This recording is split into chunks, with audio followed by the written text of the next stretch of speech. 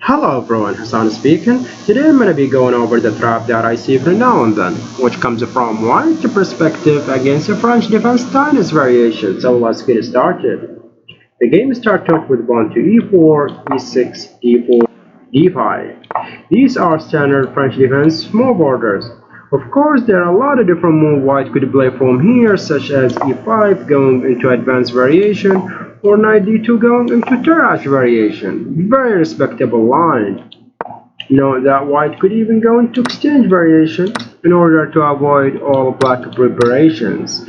But in today's video, I'll go over only knight c3 as top genes nowadays with the preferred session move for more winning chances. Black, on the other hand, has several choices, but the two main options are either bishop b4 going into an extremely sharp winning war game, or classical knight f6, very solid defense, which I'm about to cover in today's video.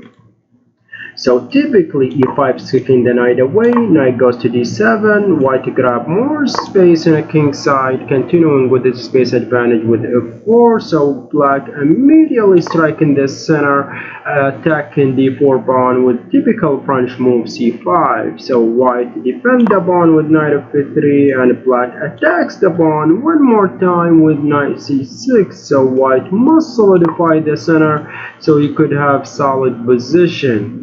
Here, black usually responds with the queen b6, pressurizing d4 and attacking or targeting b2 pawn simultaneously. So white in return deliberately sometimes sacrifices b2 pawn for some initiatives. And in fact, black could easily take the pawn since there is no immediate risk on his queen.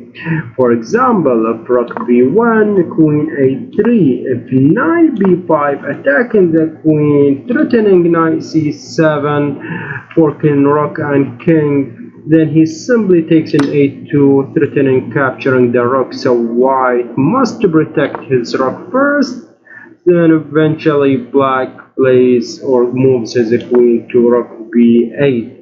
And actually, as you can see, black is completely fine. In this position, I suggest you to play a3, a very sneaky move. In this time, if a black being greedy thinking that he could just take the pawn and escape with his queen, then he would definitely fall into this. But what he doesn't really know that at this point this pawn is untakeable, and I can't actually tell you how many of my opponents fall into this trap, especially in a blitz game.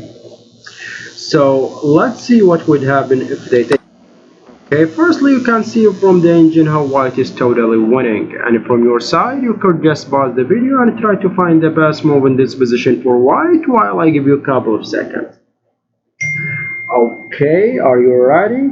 If you found knight b5, then you are wrong. That's actually what the block thought. The best move is knight a4. A very surprising move for a black. There is nowhere to go.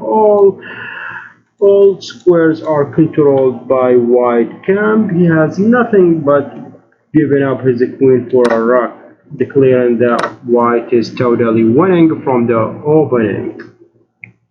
A better move for black was, okay, yeah, here black could have simply played c takes d, knight takes e, bishop c5, adding more pressure to d4 square. So white must play knight a4, attacking the queen, attacking the bishops in the meantime. So black must give a check and white blocking the check, defending the knight in the meantime.